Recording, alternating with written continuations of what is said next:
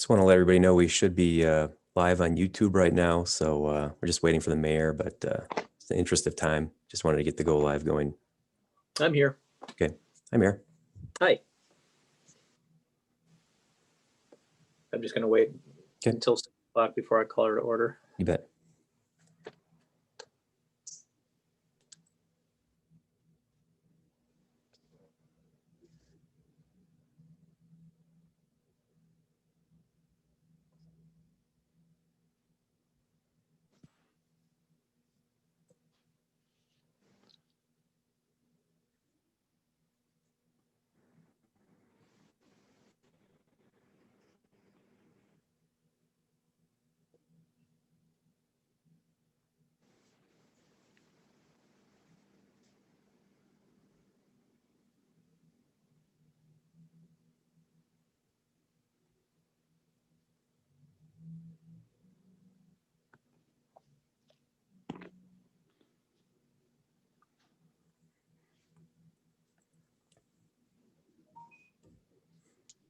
Hi, Steve. Hello.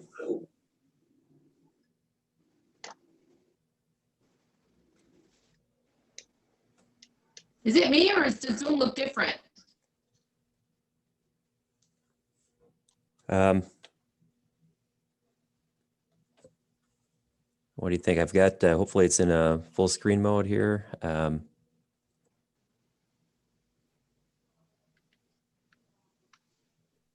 It looks familiar to what I'm used to.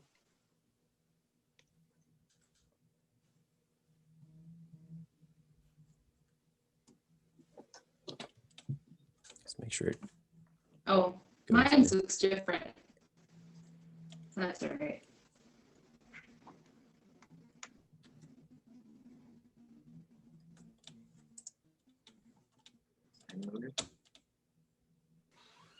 Okay, well, I am showing 6 o'clock. I'm actually showing 6:01 now. So I am going to call the Plan Commission to order, and I'll ask someone to take a quick roll call. Sure. Mayor Devine, Here. Wayne Clark, Here, can you hear thank you, me? Wayne. Yes, thank you, Wayne. Thank you. Amanda Nowak. Okay. John Keckeisen. Rossi Manka. Eric Torkelson. Here. Brian Frank.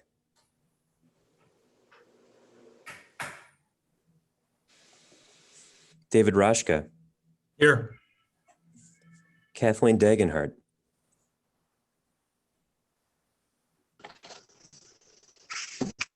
She's here. I can I see saw her, you but before. Yeah, Kathleen. Okay, I got her down. And then Ben Holt. I don't think Ben's here now. okay. Okay, so we have 4 planning commissioners present, which is, and including the mayor, which is a quorum. I see in the chat somebody is here but without audio, Oh, and I don't know who it is. I'm sorry, Paul Quinnell. I think I'm 4th on the agenda. Oh, no, I see. I Correct. think somebody's. Oh, skip the back. Okay, skip. Okay. got it. Okay, good. All right, so we do have a quorum. Yes. Thank you. I will ask for a motion to approve item C on our agenda, which is the approval of the minutes from our August meeting. Motion to approve. I'll second. Okay, we have a motion and a second. Is there any discussion or are there any changes to our minutes? Hearing none, all in favor, say aye. Aye. Aye. Anyone opposed? Hi. Motion carries. Thank you. Move to item D. Thank you, Item Mayor. 2A, 2B, Steve. Tony Giron, our planner, is going to take items 2A and 2B. All right, so this first one is a special use permit for a standard Subway franchise coming into the Town Center Plaza over on 70th and Greenfield. So they're occupying a tenant space they filled out an occupancy application and we sent them a letter saying that they needed a special use permit. But they went ahead and opened up, but now we are doing our best to make sure that they get their special use permit in place. So they are within a C3 community commercial district. Restaurants are special use in the C3 district. And if all goes well, we hope to have their public hearing on October 20th.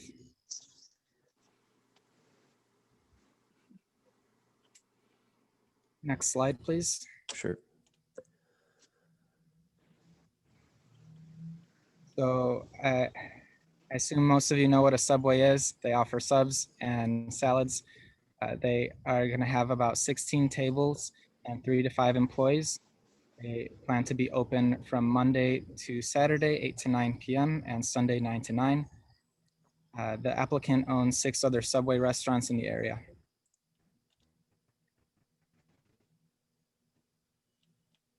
So in their site and landscape plans, they have a pretty standard layout. They outfitted the space with a kitchen, bathrooms, and a seating area. The only issue that we saw as staff with their site plan is that they don't have a dumpster enclosure in the back alleyway. So all of their other neighbors have a fence enclosing the dumpster area, but the Subway does not. So we are asking that as a condition of approval. Next slide. So here's just a view from the back alleyway in the town center plaza. You'll see that the neighbors have that nice fenced in, those fences, and there's an overhead view of the dumpsters without the fence. That's where the applicant is proposing to put in a fence. So we have been in communication with the applicant, and he's willing to put in the enclosure. So staff recommends approval of this special use permit with, like I said, the only condition being a 4-sided refuse enclosure around the dumpster, and then information on the frequency of pickup.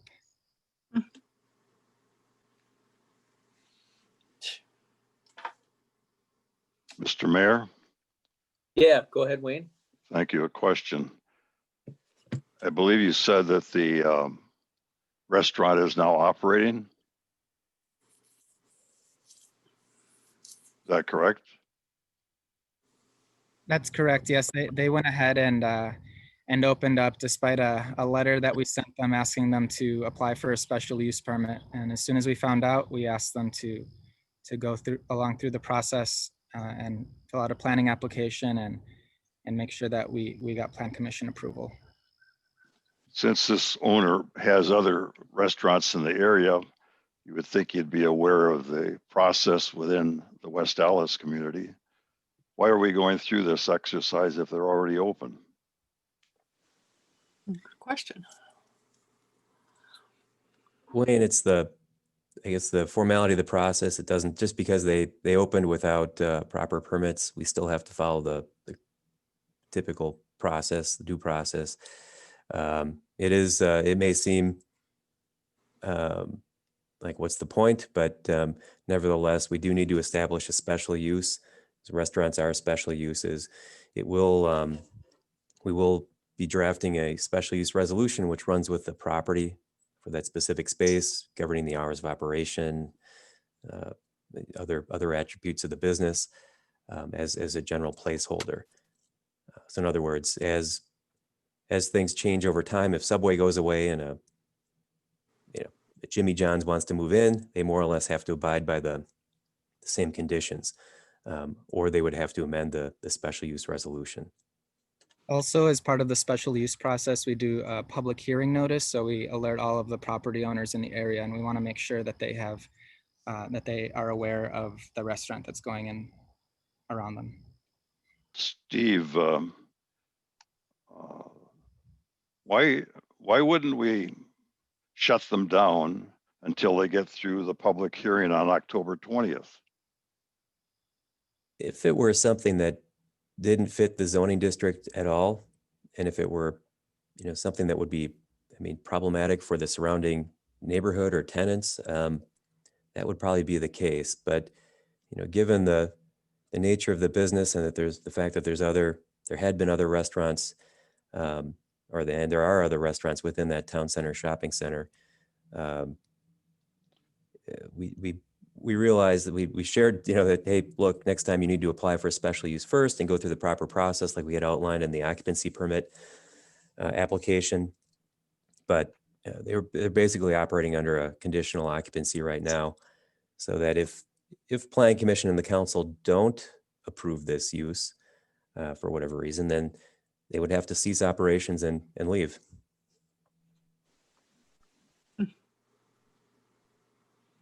I don't think that's going to be the case because it is, as Tony had outlined, it's own commercial, it's fitting for a restaurant and other retail. So historically, the shopping center has been different retail uses. There have been other restaurants in our other restaurants there and right now. So it's really not a big departure from what's out there. Not to belabor this, but I would just end by saying we have a process. It should be followed. We should be adhering to the same process for everyone. If there is a process, follow it. So would there be a fine that you usually impose on people who don't apply for the special use permit before opening? There's not a fine. I mean, Okay, they're just showing. Yeah, I mean they're working with us. They've applied for the special use application. Okay, Retrospectively, and we see it as a good thing for the shopping center overall. okay. Any other discussion? If there's no discussion, I'll ask for a motion. Motion to approve. Okay, we have a motion. Is there a second? I'll I'll second. sec- We have a second also. If there's no other discussion on the motion, all in favor? Aye. Right. Anybody opposed? Nay. And I'm not against the good thing for the shopping center. I just don't like the way this process has not been followed. Fair enough. Thank you. I agree, Wayne. So I will assume the motion carried. There was only one no vote. Yes, Okay, motion carries. Then we'll move on to item 3A and 3B. Mayor, before we do that, can I just, for the record, who had made the motion on that one? Rossi, Oh, okay, thank you, Rossi. Minka, yeah. Sure. Okay. Okay, on to items 3A, 3B. Thank you, Mayor. So this is a special use permit for Qdoba to install a drive-through. Qdoba is an already existing restaurant. Not only are they proposing a drive-through, but they are also asking to repave their entire parking lot and change the configuration of the traffic flow, as well as make a few remodels on the exterior and interior of the building. So this is a change of use with the drive-through, and so that qualifies as a special use. And their site landscape and architectural plan, you'll see that they are proposing to grind down the parking lot and resurface it. They're changing the parking configuration a bit, so going from perpendicular to angled parking. They're not losing any parking stalls while doing that and still fall within the parking code. They are looking to expand the outdoor patio area by just a bit. They want to add new directional signage. And I should mention that this reconfiguration is in an effort to do contactless food pickup. So instead of people going inside, people will be able to park outside of the Qdoba and have their food walked out to them. Very similar if you've been to a Culver's lately, that's how they're doing it. So they're also proposing to provide some accessible curb ramps, and there's a light pole that they also want to relocate, which would get in the way, if it were still there, it would get in the way of the southern exit. So they want to move that right to the middle of their median that they're proposing to build. Next slide, please. So here's the exterior of the building. They're proposing new signage, which they'll fill out a sign permit later on. And they're also proposing new paint and just a different look that some thin brick that goes in line with their rebrand. You'll see the new pickup window in the bottom image. That's going to be on the southern elevation of the building. And indoors are going to have some new finishes that also falls in line with their branding and marketing, as well as upgrading their restrooms to meet ADA standards. Next slide. Staff recommends approval of this project with a few conditions. So replacing the curb stops with poured concrete along the north and west property lines.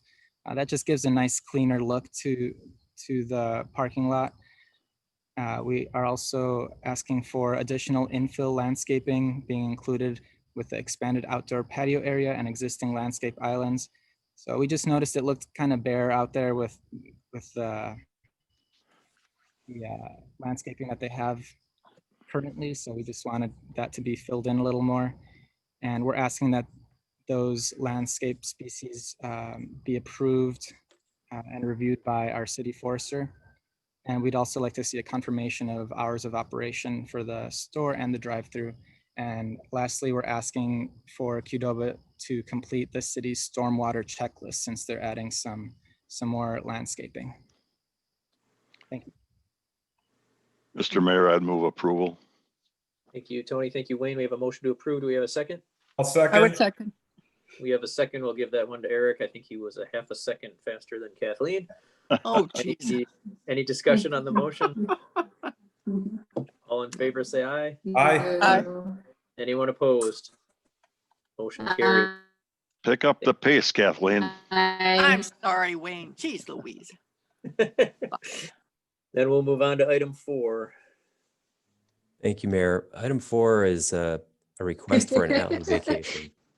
Paul Quisnell is the property owner that abuts the alley just north of the alley there that is shown that owns that property, and he's seeking to not lose any more yard area. He's interested in rebuilding his garage, and if he rebuilds it to city ordinance, it would be he would be reducing his backyard area. And he's been in touch with building inspections to discuss the permit process and setbacks and so on.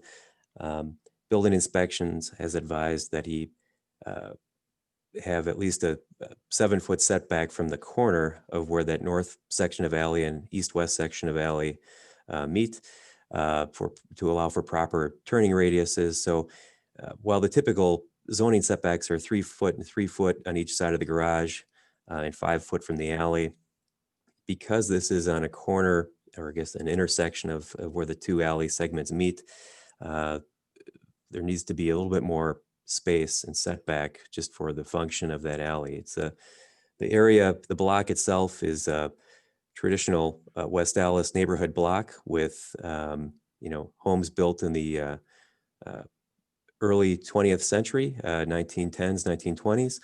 The alley is roughly about a 14-foot wide alley. There's an apartment complex to the south of the applicant's home, just south of the alley. And then the applicant's property is just north of that east-west segment of alley. You can see the part that's highlighted here is roughly about a 900 square foot area, which if vacated by the Common Council would more or less create 2 dead-end segments that would impede any traffic through that alley. Basically, residents would either come in off of 75th Street to access the apartment building, or from Lapham Street from the north, and then be able to access their garages, respective properties from that property. So here's just an aerial view of that same area, just sort of the given context. So Lapham Street here is on the north end of the block. 75th is the west side of the block, 74th, the east side of the block, National Avenue to the south. You've got a commercial use along National Avenue, which is an auto sales dealership. a multifamily complex to the south of the alley, and the rest of the properties in the block are either single family or duplexes. Just a bird's eye view, angular view here looking northwest. This is the part that would be vacated here at the corner. And then if vacated half of the to the center line of the alley, the abutter would receive one half, and then the other abutter here, the commercial use, would receive the other portion of it. Just some picture views, I guess, of alley views or street views, if you will, from looking south from Lapham Avenue. If you're looking south down the alleyway, and then when you get to the end of the vista here at the turn or the kink in the alley, where it corners around the applicant's garage. And then another view looking at it from 75th, looking east from 75th Street, again to that corner segment where it makes the turn and then goes north towards Lapham. So the schedule of how this works out is that so tonight's Planning Commission, it'll be introduced to the Common Council on the 6th of October. And it's council's option as to whether or not they want to proceed or not. I mean, at the October 6th meeting, council could authorize staff to proceed with a public hearing on the matter. And if so, then we would contact abutting, the rest of the property owners on the block and informing them of the request. If council's not interested, then, the matter is basically placed on file and that's it. So Paul is here tonight. Paul, the property owner requesting the alley vacation. He has a number of reasons why he'd like to see, the alley vacated. He's indicated in his letter of intent, basically some traffic safety, traffic flow matters, some, the fact that there's some kids that do laps, so to speak, around the alley, around the block. And he's also indicated that with some of the improvements on National Avenue, he feels that some of the people that live in the apartments nearby, the Supreme apartments on the west side of 75th, may become impatient waiting at the stoplight at 75th and National and decide to bail out through the alley and then get back to Lapham and go on other routes where they're not impeded by a traffic light. Paul, there may be some other reasons too that you've indicated, but I think it was sanitation. Currently, garbage trucks do back up down the alley to service traffic. Snow plowing, however, does utilize the alley, the throughness of the alley currently to do snow plowing. That is correct, Steve. And I don't mean to Sure, go ahead.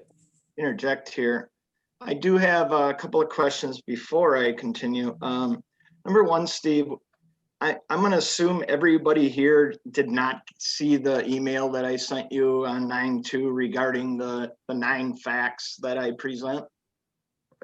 I don't know if they did or not. It may have been included in the link we sent out to plan commissioners with all the plans and so on. Correct. Details. Well, I understand that. I'd like to reiterate those 9 facts today, so everybody's on the same page. And I see we have my plat survey on the screen. Does everybody have access to an aerial view in the map or what have you in front of them, or should we put up a better picture right now? As far as aerial. So yeah, that works real Yeah. good. We can see it. Okay, that works real good. It's better than my plat survey. I'd like to begin with certain timelines and facts, which initiated my belief that a partial vacation of alley here is a viable option for all parties. On 8/5, I submitted construction plans for a new detached garage on my existing property. And it's difficult to put a garage on my existing property, mostly because of the garage behind the apartment building next to us that I share on the side alley. That garage has a 0 setback. No matter where I put a garage on my property, I have to deal with that garage because I want to discharge my garage from that side alley. and dealing with that 0 setback garage. Can you point to that garage, Steve? That's the garage I'm talking about. It is on top of the alley. So if I want to build a new garage there, it just is not a viable option. Now, discharging the garage on the back alley, my garage on the back alley would be an option, but for security and safety reasons, I have that right to utilize both alleys. And that's the way I had drawn it. And after discussing many issues with my neighbor, Kelly Cahoon, who is present here, and a discussion with the city attorney, I filed this partial vacation of alley based on other facts. On 9/2, I sent an email to Steve, which he received, and we talked about, stating all the pertaining facts involving the operation of this alley, of these alleys. And I'd like Kelly to take the first 2 instances because she's actually been witness to all of this. She works from home. Kelly, go ahead. Is that all right if I take the floor? Yeah, go ahead. Mayor, yep. Okay. So I have been working from home for the past 5 years. I am a resident and neighbor of Paul's at 1618 South 75th Street. And since the completion of National Avenue and the pedestrian-friendly curbs that are now in place on 75th Street National, the alley has been what you consider an alternative thoroughfare for residents of the Parkway Central Apartments, so across the street, which they do have underground parking available to them, which discharges onto Lapham Avenue, but they decide, as it was stated earlier, that they, instead of waiting at the light, they are impatient and use the alley quite often amongst just regular residents. And then to fall back on what Paul had stated about basically there's just I should say actually what was stated before, not Paul, but there are children on 1601 South 74th Street that also use the, I guess you would say, the sidewalk and the alley. They're 6 and 8 years old, and they it's like a virtual racetrack essentially.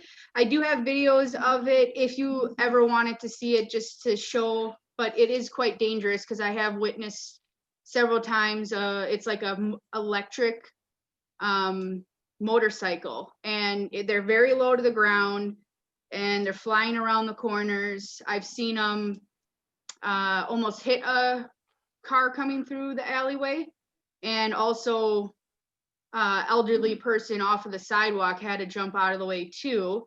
But they do use it quite often, I'd say a few times a week. But it is very dangerous. And I also was informed by the neighbor at 1624, which is the manager of the apartment complex there. She had to swerve out of the way and actually hit her building because the kids are flying through on this little motorized motorcycle. But I just wanted to share what I've seen as being a neighbor for the past 5 years. Thank you, Kelly. Moving on, I have other facts and issues I truly want to present so all parties here understand what I'm getting at. The residents at 1601, 1613, and 1615 South 75th, which is South 74th Street, I'm sorry, which is on the east side of my back alley, currently and habitually park illegally during the day and at night in the alley with 2 tires in the alley. This has been a nuisance for years, and it causes damage to the alley. You know, with 2 tires in the alley. The city already has repaired it in the past, and it will continue to repair it in the past if this continues to happen. My answer is, if we make it a dead-end alley, they have no choice but to turn around in their respective garages. Another issue, city garbage is not an issue. I know Steve mentioned it. For 16 years, the sanitation department has been picking up the garbage by backing down the alley because I asked them to in 2004 when I replaced the concrete on the side alley. And they have respectfully been doing that for 16 years.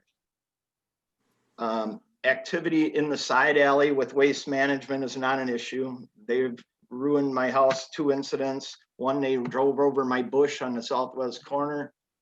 Another incident, they ripped the cable TV Wi-Fi from the side of my house. So waste management is not an issue on the side alley. I mentioned the existing setback of that garage at 1624. And I don't feel the city, with respect to the building inspection department, is taking that into consideration at all. Another fact is the rear alley is in disrepair. This can be a savings to the city if we're allowed to build at this portion of the alley.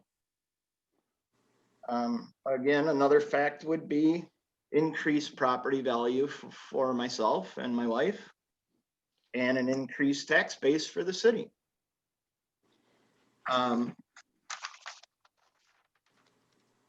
That leaves us with what I truly believe is the only issue, is snow removal. Now, what the city performs for snow removal, I understand. I actually call it snow displacement because they do not remove snow. With the 3 houses on each side of the alley that snow removal is an issue for, I feel that the value of snow removal is diminished.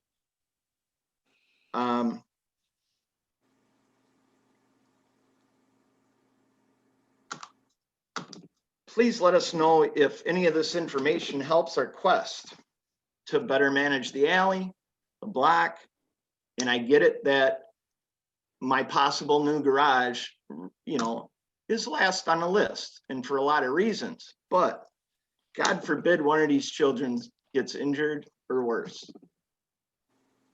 And I'm sorry about my passion about this, but something needs to be done, and it's a simplified manner of putting these kids and asking their parents, well, stop having them drive around the block. This is the city. There's not a lot of places for these kids to ride their bikes or their electric motorcycles, and I get it, I understand that. But of these 9 issues I brought up, the value of snow removal, I think, is the #1 question.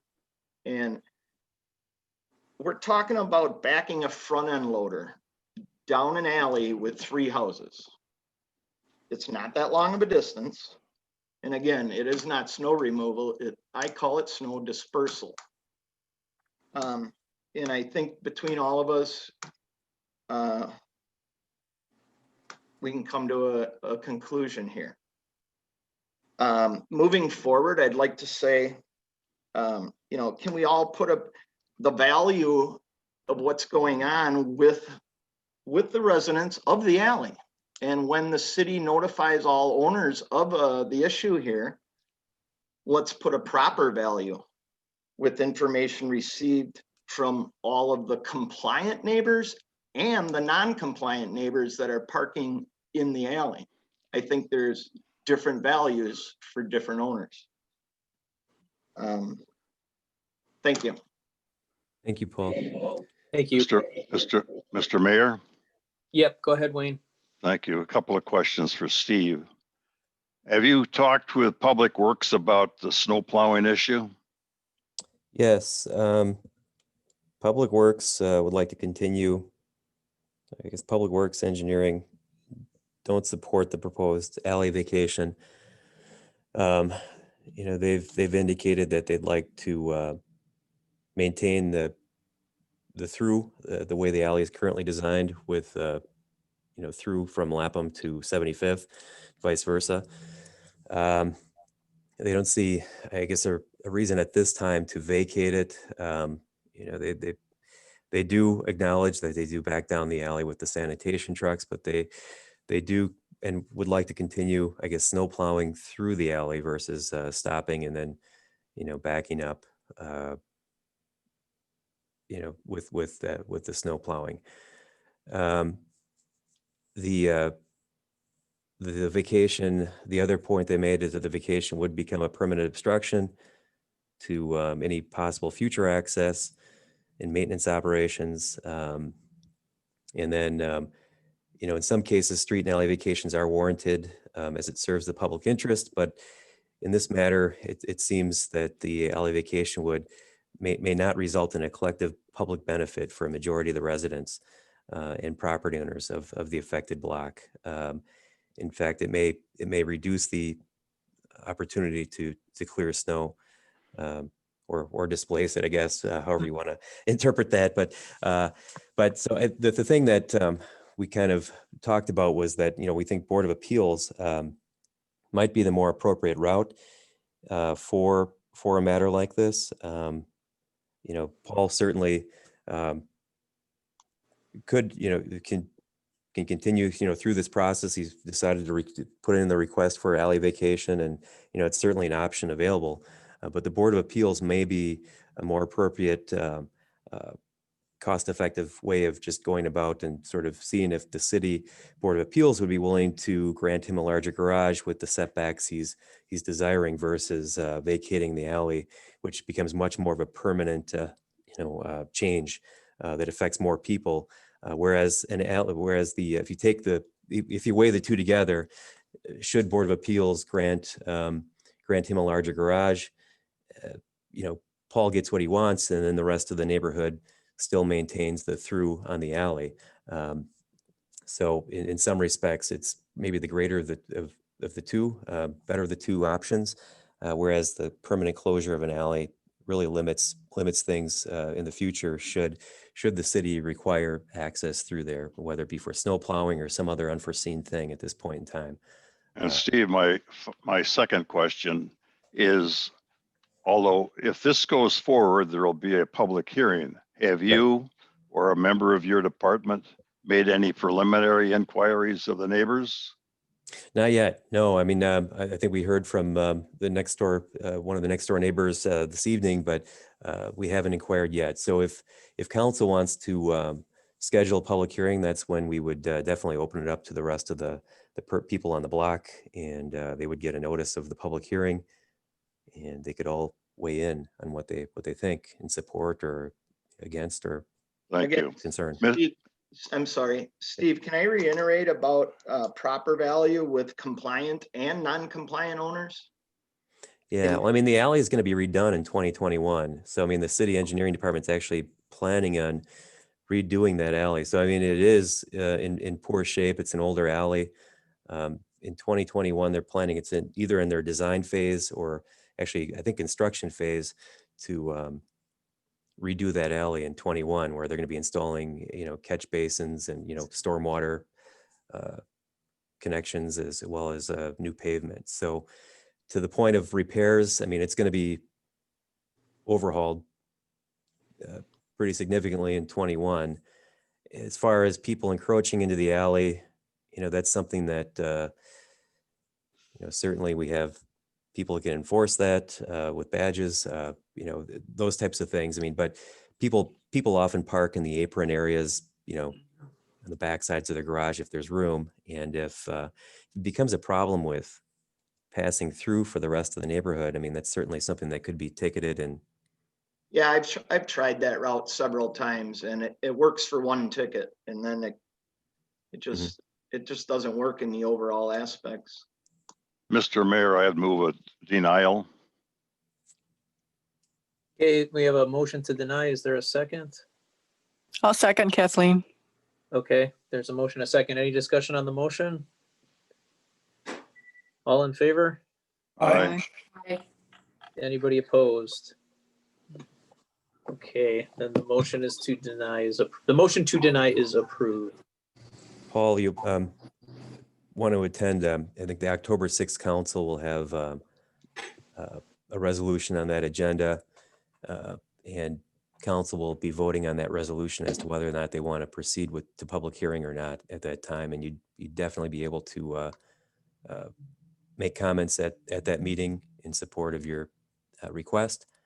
And you could perhaps even reach out to the chairperson of the Public Works Committee, Alderperson Dan Rote, if you wanted to discuss anything during the recess meeting at that council meeting.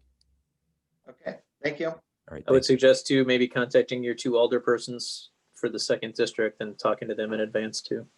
Okay, thank you, Dan. Thank you.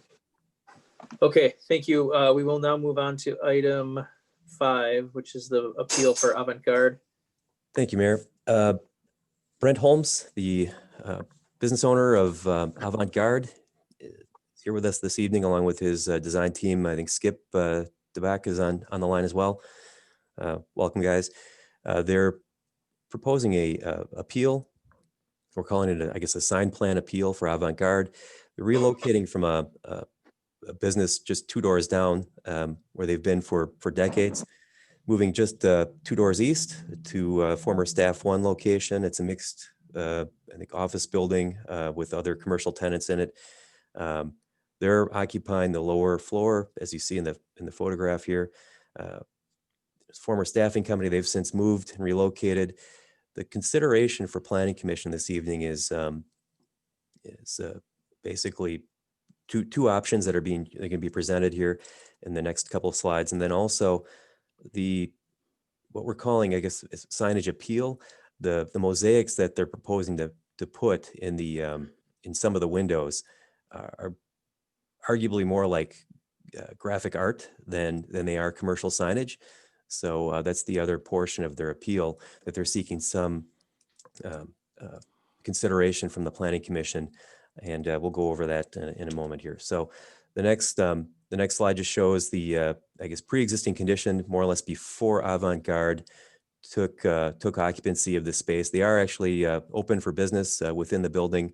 It's just sort of the signage and cosmetic phase of their continued operation here at this new location. So this is before they took operation. You can see the staffing company, and maybe even before the staffing company, had these kind of dated window blinds on the east elevation, and then some on the front elevation of the building. And it just doesn't fit the style of what they're going for and what they would like to do. They're sharing in 2 options. The first option is their preferred option, with these window mosaics on the exterior and interior of the glass.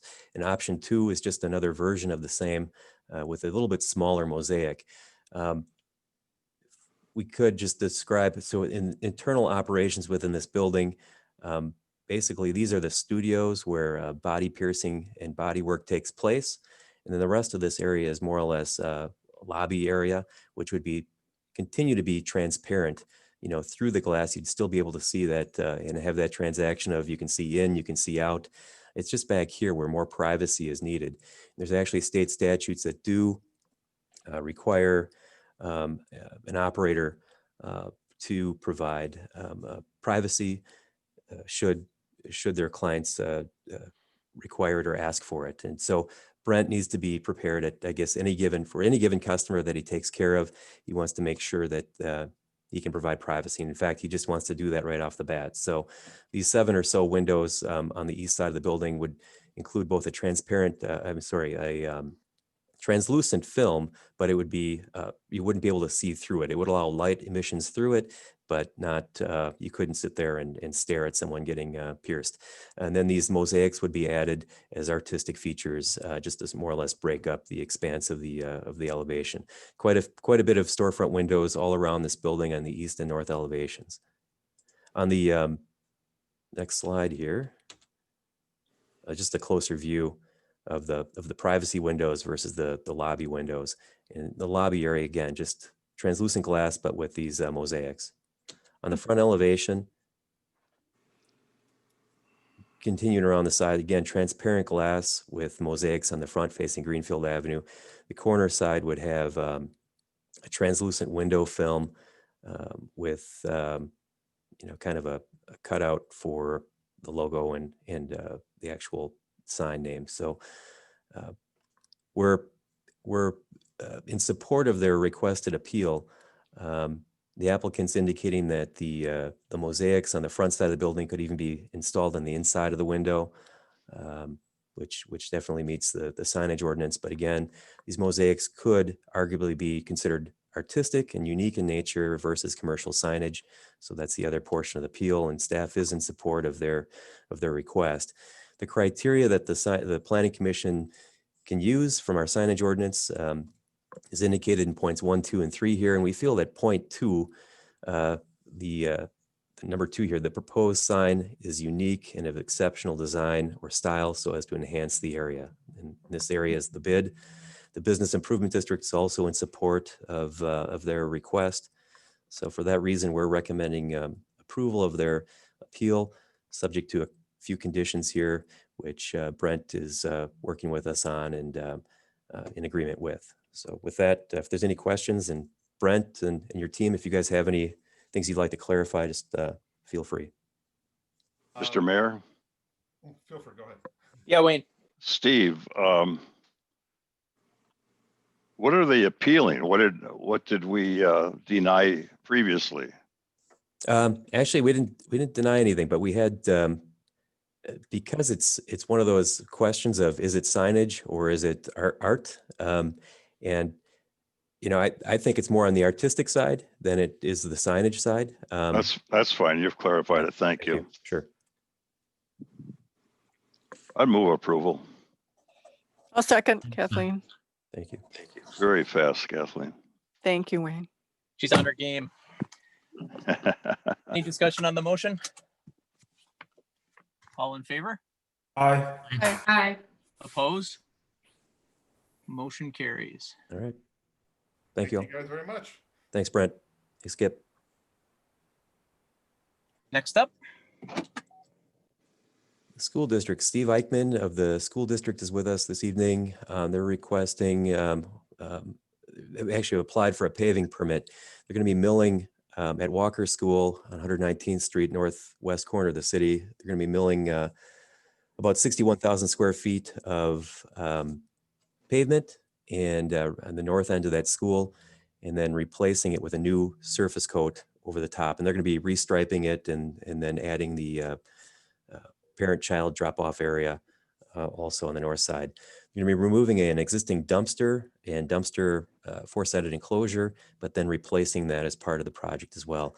One point to note, here's just another view of that area that's going to be redone. Again, they're not going down to the base, down to the dirt, but they are milling off a couple, 2 or 3 inches of that top surface, and then they're going to be re-top coating that area. They're also going to be adding a stormwater basin retention bioswale on the east side of the Walker School grounds, and that will help mitigate stormwater runoff. And they're currently working with MMSD and our city engineering and building inspection city plumber on this process. So we're recommending approval subject to the conditions in your staff report, which are shown here. Basically, we want the landscaping plan to show existing landscaping that's been added back in 2014 on the west perimeter of the parking lot area. We want a site plan to show the striping of the lot layout and the student drop-off area, replacement of the four-sided refuse corral, and then all stormwater areas need to be, meet the stormwater management requirements with our city engineering and MMSD. And then if there are any lighting updates, none have been indicated, but if there are any, I guess we just want them to be indicated on a photometric plan. Mr. Mayor, a question for Steve. Yep. Yes, Steve, Mike. would you go back? Thank you. Would you go back one slide? Mhm. That area at the top of the screen, what is that? This is you got the County Reservoir, Rainbow Park, and the community gardens, which are run by the UW Extension and the neighborhood organization that Rainbow Gardens Neighborhood Organization maintains those. Is this parking area fenced? Along the west side, it is. To the north, Steve, help me out. Do you know if that area on the north side of this, between the community gardens and the parking lot is fenced off or not? No, it's not. Okay. Should it be fenced? We're not recommending that it be fenced.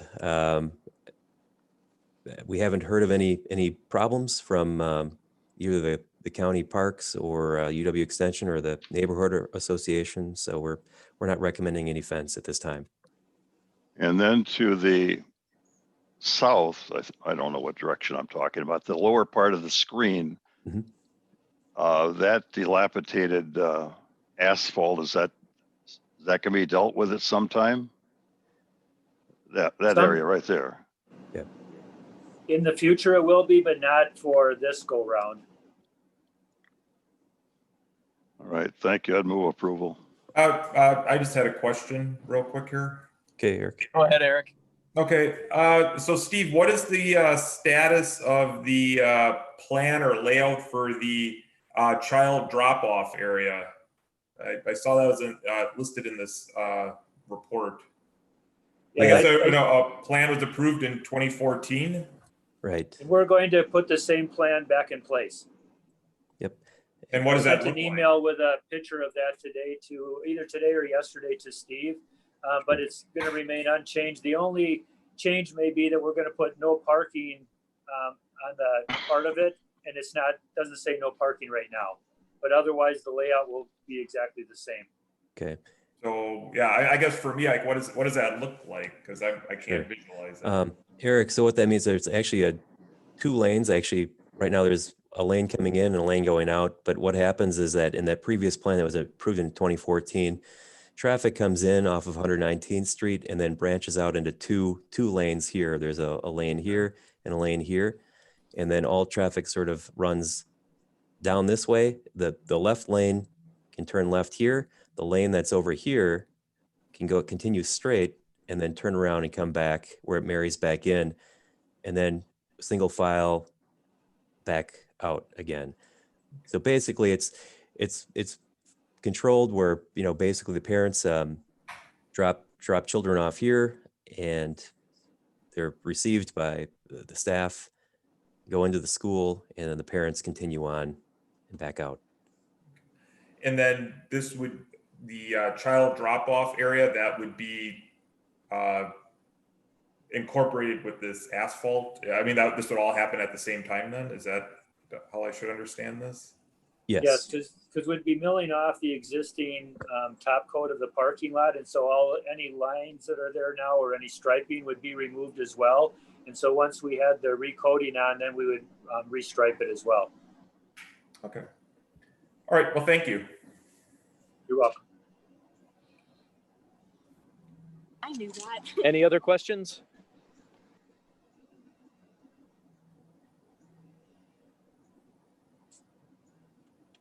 Okay. If not, is there a motion? Yep. Yes, I made one earlier. You did, I'm sorry. Yeah, I'd second. I think I do remember that, actually, and then Eric had his question. Any other discussion on that motion then? All in favor, please say aye. Aye. Aye. Anyone opposed? Motion carries. Thank you, Steve. Thank you.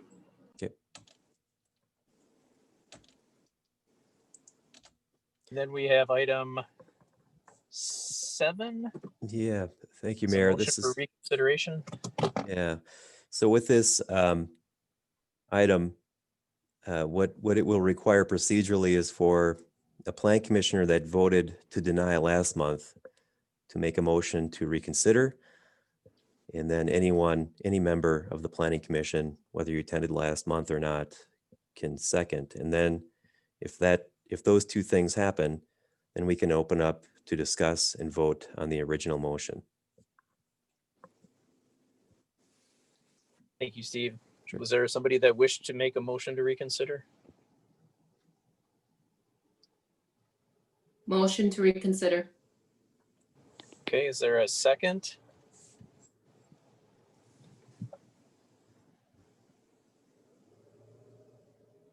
No second. Kathleen, Kathleen, I think you're muted. Are you?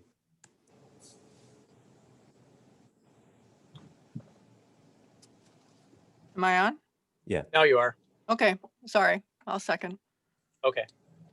So now, Steve, if I'm correct, procedurally, this item is before us again? Yes. Or we have to vote on that? We should, yeah, it is before us again, I guess, open Okay. for debate, and I guess, so I guess we have the last planning commission that we had back in August. Staff had made a recommendation for denial, and it was based on an application which, from what I understand, was not 100% accurate. It was an older application that Beyond Vision had submitted to us. Jim Curlin and his team have since prepared some new information, and we thought it would be appropriate that at least give them a chance to share that new information with us. And just going over what we had talked about last month, just as a recap, this is the image of what we had presented to the Planning Commission last month. Basically, some commercial storefront area along the frontage of the former Sam's Club store. It's about 130 to 140 square foot of existing store off of Highway 100. And it's within that, they're also showing some of the floor space in that original application being manufacturing. We understood that to mean, machine shop and some assembly area with a loading dock. So the revised plan, which they've shown, is a little bit broader scope. It does show, I guess, some additional delineation of commercial uses, including a office space, a partner office space along the front of the store, about 15,000 square feet of floor area. It also has an additional 2,600 square feet of commercial mezzanine space within that area. There's also a general shared space of about 5,700, almost 6,000 square feet in that red call box located centrally. There's a 5,100 square foot call center and another 9,300 square feet of administration space, and then a 5,600 square foot area of staff resource area. Then they have a portion of the building, 50,000 square feet, which is indicated as other services, and then a light manufacturing space indicated as at about 32,500 square feet of area, along with the shipping and receiving area. So they further delineated the floor plan to flush out, and delineate more of what is commercial as well as what is light manufacturing. The light manufacturing area is more or less what we understand to be now the machine shop area. So it's not that entire, 80,000 square feet of area. It's a smaller portion of the building located on the very backside, east side along the railroad tracks. The other services area is an assembly, another, a light manufacturing type of use, but not necessarily machine shop. It's assembly, packaging, where people take things from a shelf and put it into a box and send it wherever they send it. And Jim can elaborate on that. But they're also showing green space, a stormwater retention pond, some walking paths. The area is Sam's Club in general, the former Sam's Club location. This location for Beyond Vision is set back from Highway 100 behind what is now McDonald's, Starbucks, and a retail center. So while it does have some presence on Highway 100 with a access way to Highway 100, it's not directly abutting Highway 100. At least the majority of the site is not. So, with that in mind, I think there is some things that maybe weren't brought out at the last meeting that I think Jim would like to speak to a little bit more in depth. These are just some of the slides from the last meeting. The requested text change is still the same. What they'd still request is a training, counseling, or workforce development facility operated by a non-for-profit social service organization for the purpose of enabling job and career opportunities to persons with sensory or physical disabilities as a special use within the existing zoning district. The existing zoning is C3, and that will not change. So, they had originally proposed a manufacturing zoning district, actually rezoning it from commercial to manufacturing, which would be contrary to the comprehensive, the 2030 plan, and probably contrary to our Highway 100 study as well. So this maintains the existing zoning and blends a commercial use with a light manufacturing use. Further flushes out a little bit more, delineates a little bit more of their floor area for consideration. Just working through some of these slides here that we had presented last month, but the point, let's see if this shows up here. So the considerations, for Planning Commission, and certainly you may have more, but these are some of the things that we've, as staff, have highlighted. You could certainly consider, making the motion to deny this, or you could also consider, an approval.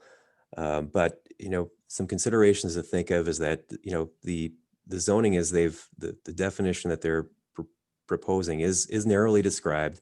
It's blending commercial and light manufacturing uses. The C3 zoning is maintained in accordance with the comp plan and the Highway 100 study.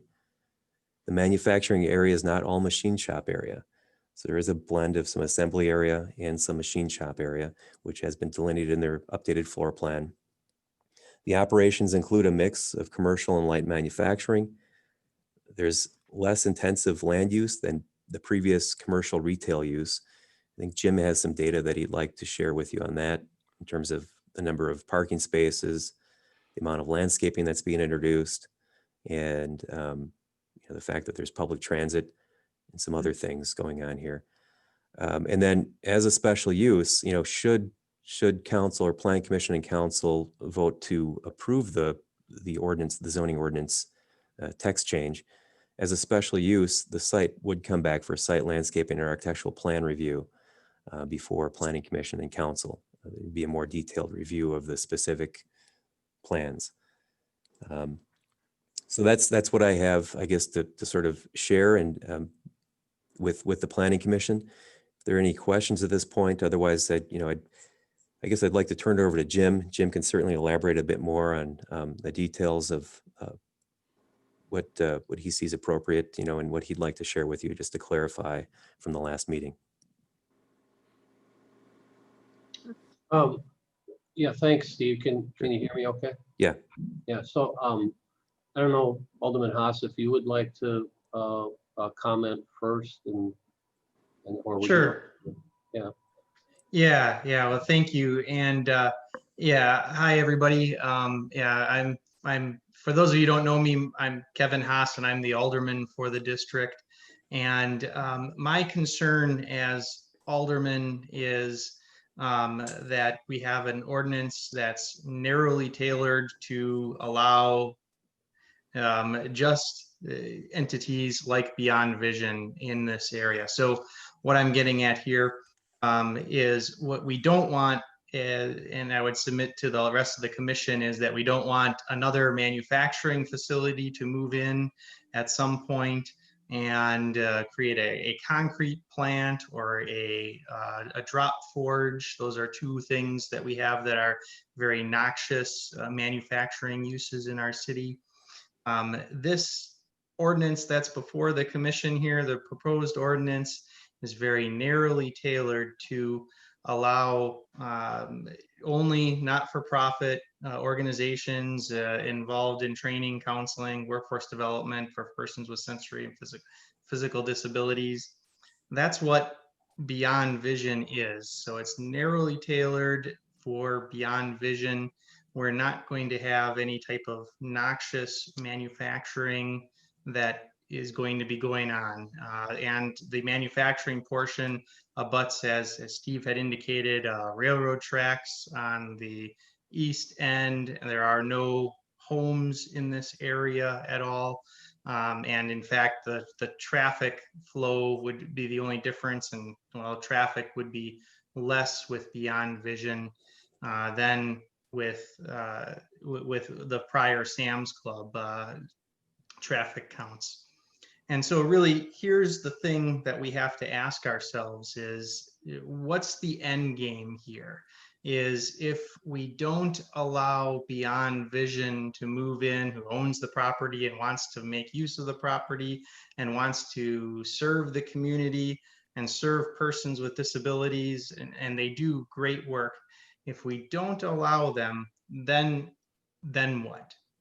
And my fear, my concern is that we have the Cub Foods, Jewel Osco Pick and Save property at 111 in Greenfield, which was vacant for about 10 years. And now, just now, after having a big, huge, empty big box blight for such a long period of time, is now finally being repurposed as Festival Foods. Let's avoid that. And the way we can do that is by allowing a good operation that's going to do good for the community and do good for the people that they serve. I agree. Thank you, Kevin.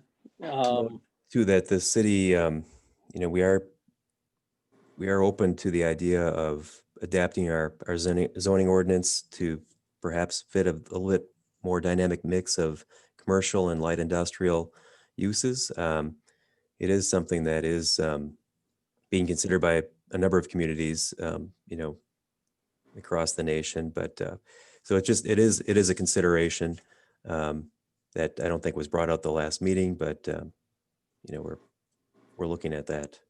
And this could be a test case for that. Mr. Mayor? Yeah, Wayne. First, Kevin, thank you for your comments.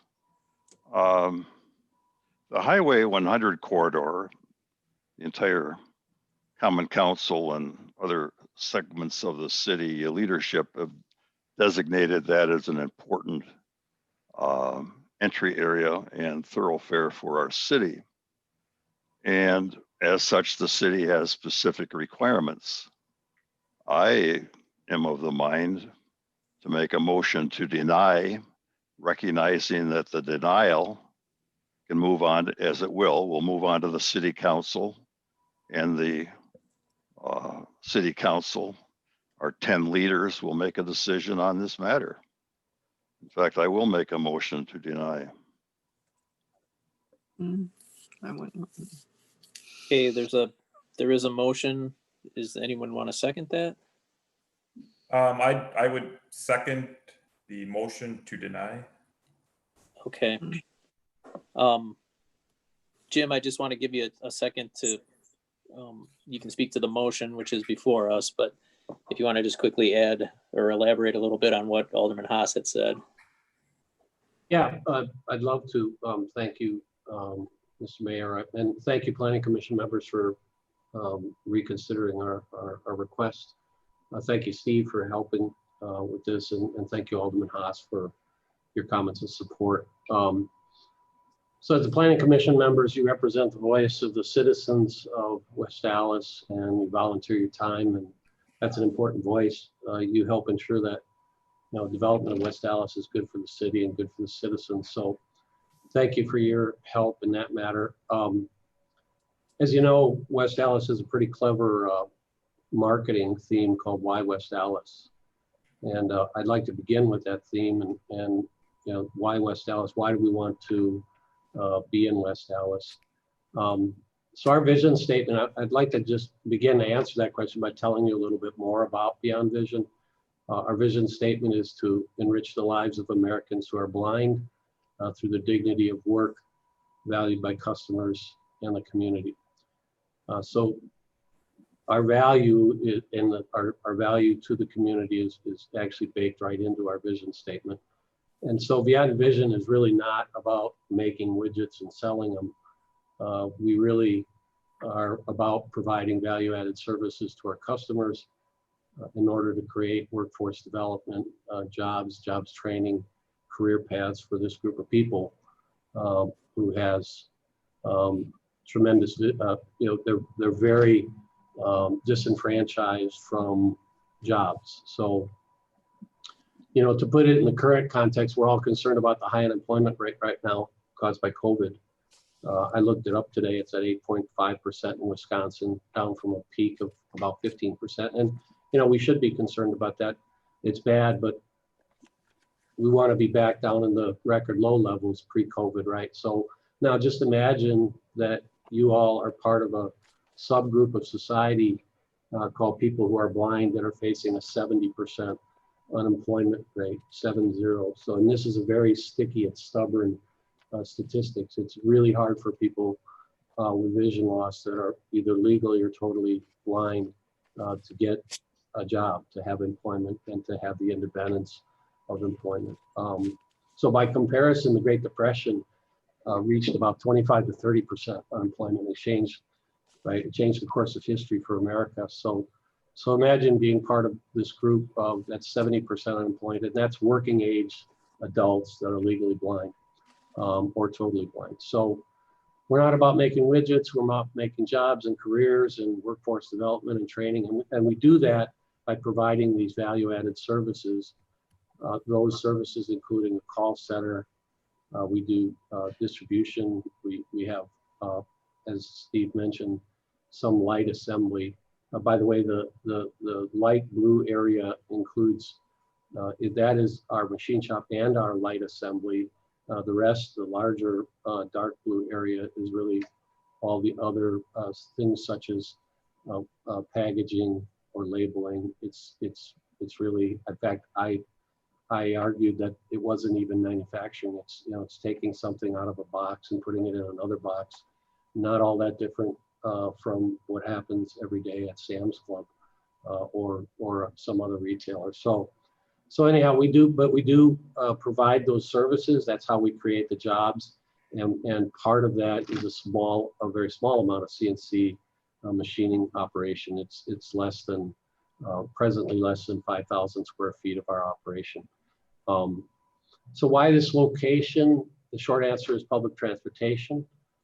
Access to public transportation is a major deal for people of vision loss. They're totally dependent on public transportation, or walking, or taxis, or Uber, or Lyft. So we get a lot of support from a lot of people, a lot of customers. We get support from customers, and I think this is relevant to the conversation. Briggs & Stratton, we've been doing services for Briggs & Stratton for 100 years. We've been doing services for Harley Davidson. It'll be 100 years in 2023. So that's when the original Harleys and Davidsons were running the company. So we do work for Oshkosh Truck Corporation. We make parts for the Joint Light Tactical Vehicle. That's the replacement of the Humvee. We do work for Komatsu, GE, and so forth. So we do a lot of work for a lot of major brands in Wisconsin. We also get support from the state of Wisconsin, not financial support, but again, you may not know this, but this was formerly a state agency. So the entire state of Wisconsin supported this prior to 1985 with state tax money. And it's no longer the case. We split off from the state in '85. But because we're formally part of the state of Wisconsin, all of our employees are part of the healthcare system. We pay all the benefit costs, but they're part of the pool. They're also part of the retirement system for Wisconsin. We have a free lease on this building. This is actually a state-owned building that we're in presently. And that is all part of our separation from the state of Wisconsin. They wanted us to succeed because it's obviously a value to the state of Wisconsin to have this pathway to jobs and independence for people who are blind. We also get support from the U.S. government, again, not in the form of financial support, but we participate in a program called the Ability One program. And it's a program that was designed in 1936. It was part of the post-war plan to recover the country. And it was designed to, again, provide employment paths and jobs to people who are blind and have other disabilities. So the way that program works is we actually make things, provide things to the U.S. government, to all branches. So we provide all the privacy filters, the computer privacy filters to the U.S. government. Some of you may have them on your computers. So obviously the government has a lot of computers, and a lot of that information is confidential. So we sell a lot of privacy filters. That's a partnership with 3M. So they're a supplier in that case. We supply all the floor mats to the United States government. We supply toolkits to the Department of Defense. So these are kits where they ask us to put together these kits so that they can service refrigeration units, do warfare in urban environments, a variety of toolkits. But all of this is designed, it's all based on a federal law that's been around since 1936. If any of you, I don't know if any of you have ever been in the military, or certainly you know people that have been in the military, maybe family members or friends, but everybody that's ever served in the military or worked in the government recognizes a brand called Skillcraft. That's a shared national brand that we put on our privacy filters and floor mats, for example. And our oldest product of that program just celebrated its 75th birthday, the Skillcraft pen. And if you served in the military, you had a Skillcraft pen in your pocket. And that was created by people who are blind. So we do get support from the government in the form of being able to participate in that program. Again, it's all designed about because the country sees the value, Congress sees the value in supporting what we do. So we got support from Walmart as well. So we were not the highest bidder for this property. I know that for a fact, and we were not the highest bidder, but they loved our intended repurpose use. They wanted to support us and sell us the property because they loved our use and our mission. So all of these entities, customers, the state, the US government, Walmart, support us in different ways. And now we're asking for your support to create this new special use language. You can see it's been very narrowly defined. This will protect West Dallas. There's literally no, and Alderman Haas mentioned this, as did Steve, but there's really no one else that's a nonprofit that can do what we do. Goodwill of Southeastern Wisconsin could have been an exception, but they sold off their light assembly and packaging division about 3 years ago. I'm not sure why, but they did. So there's literally very little risk of that happening. I'd like to share the economic impact. This is maybe not completely obvious, but people who are blind tend to live and shop near where they work. So all of our employees, we've done a scatter map of where everybody lives, and they all tend to live nearby, and that makes sense, right? Because they're dependent on walking or public transportation or taxis or Uber or Lyft. So they want to live very close to where they work, and we anticipate a lot of them will move. Several of them are already West Dallas residents, but we anticipate that many of them will move over time closer to this location and have either apartments or houses in West Dallas, which is good for West Dallas and the tax base and the economic impact. We did do a, pardon me, we did do a economic impact estimate that we believe that the construction or reconstruction in this case will be about a $15 million economic impact for West Dallas. And we believe that the estimated labor income estimate impact will be about another 12 to 13 million. So something around $27–28 million economic impact to West Dallas. In terms of impact to the neighborhood, negative impact, as Alderman Haas mentioned, this is about as light of manufacturing as I would characterize it as something between light manufacturing and ultralight manufacturing in the case of packaging. There'll be no outside storage. There'll be no emission of dust or smoke or audible noises from the operation.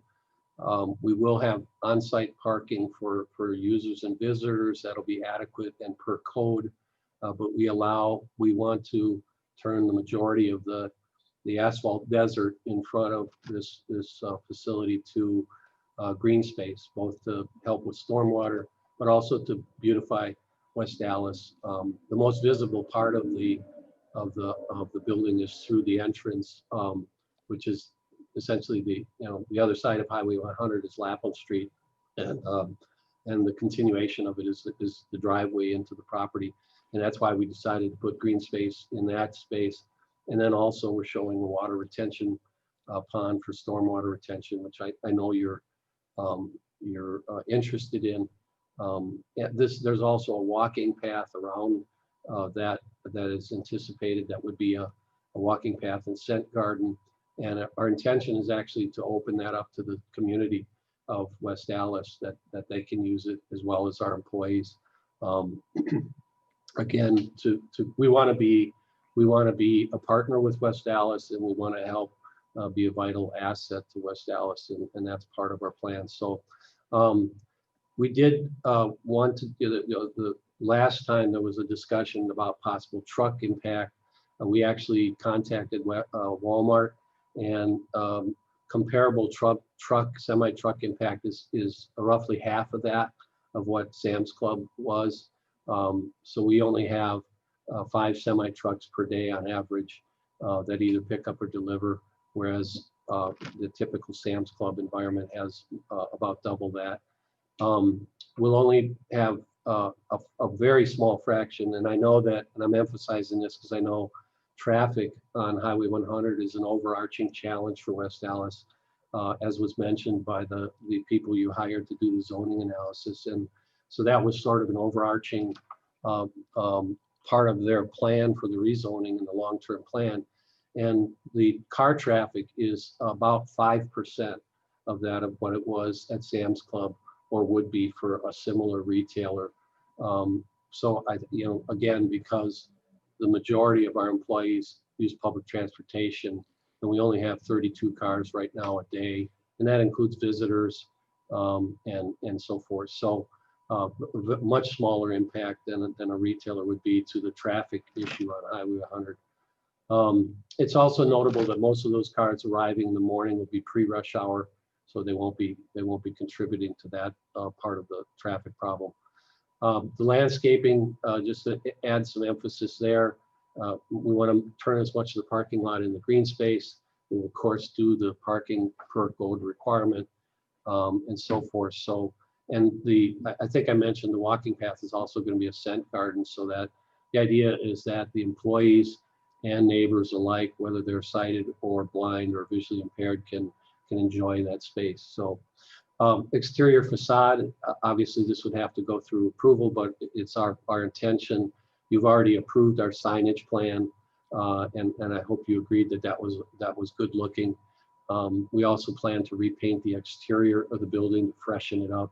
Not the stonework, it's really nice stonework on the front, so we're going to retain that. But the brick surfaces, we intend to repaint to make the facade look nice and fresh.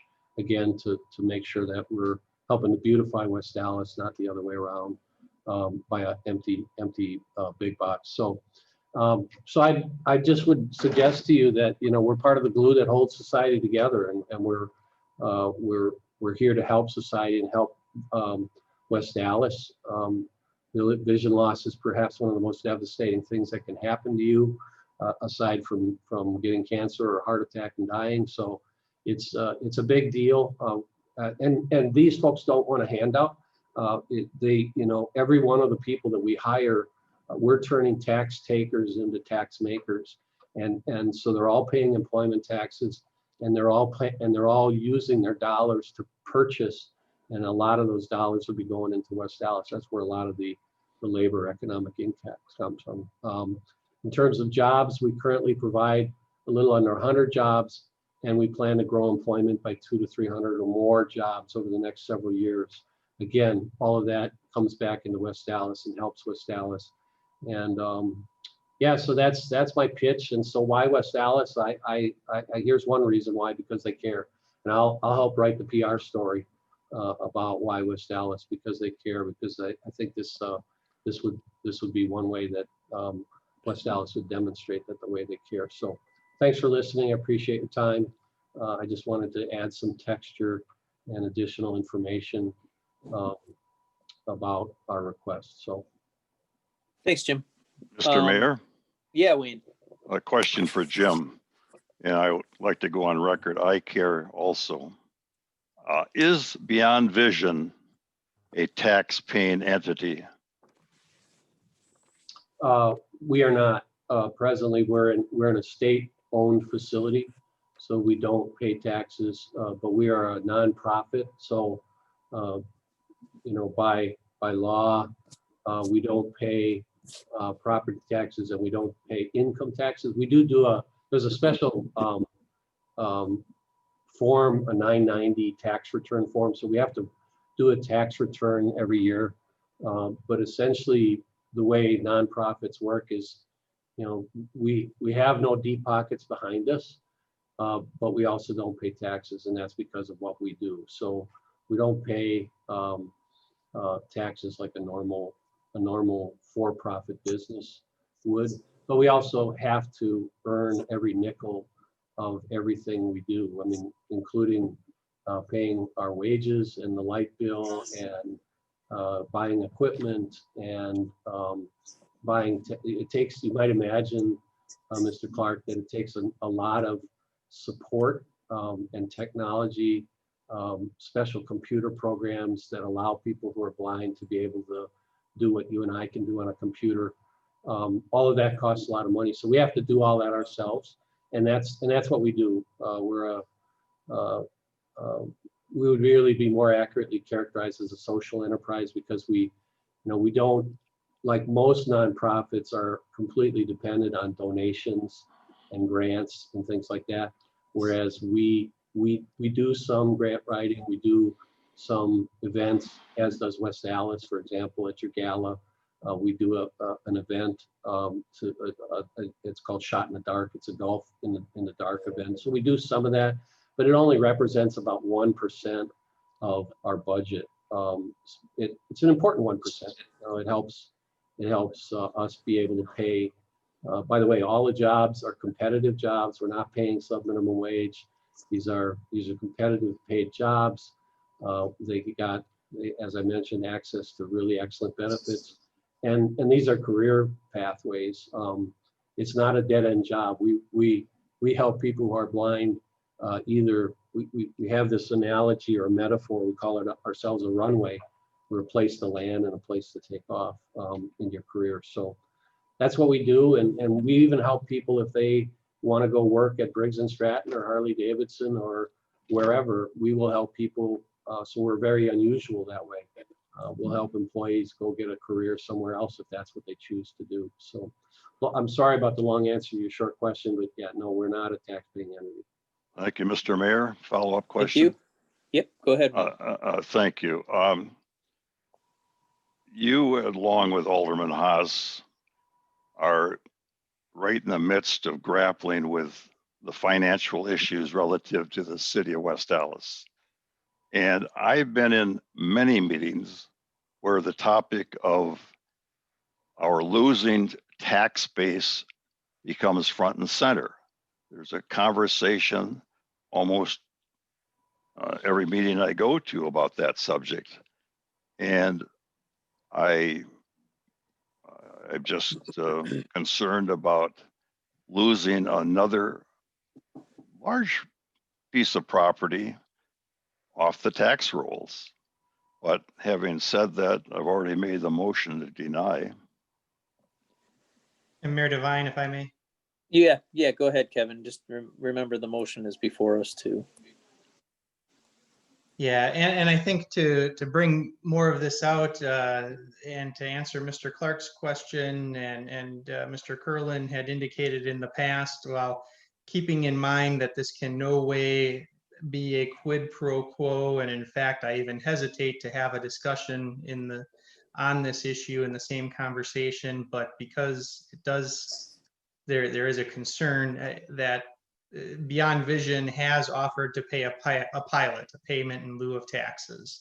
That's not in exchange for any type of change that we might be granting them, but there has been discussion of a pilot, and a pilot has been offered.